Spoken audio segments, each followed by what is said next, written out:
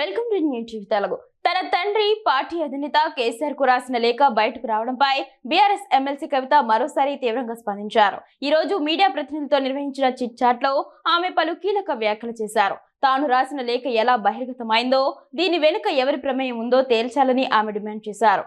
లేఖ రాయడానికి ముందే కేసీఆర్ ను కలిసే అవకాశం వచ్చినా కొన్ని కారణాల వల్ల కలవలేకపోయానని కవిత తెలిపారు. నాకంటూ ప్రత్యేకంగా జెండా కానీ అజెండా కానీ లేవు.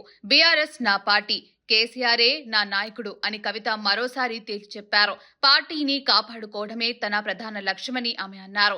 పార్టీలో కేసీఆర్ నాయకత్వాన్ని తప్ప మరెవరి నాయకత్వాన్ని తాను అంగీకరించే ప్రసక్తి లేదని గుండెబద్దలు కొట్టారు. బీజేపీతో పొత్తుల అంశంపైన కవిత ఘాటుగా స్పందించారు. బీఆర్ఎస్ పార్టీ బీజేపీ వైపు చూడకూడదని, బీజేపీతో పొత్తు పెట్టుకుని బాగుపడిన పార్టీలు చరిత్రలో లేవు అని ఆమె వ్యాఖ్యానించారు.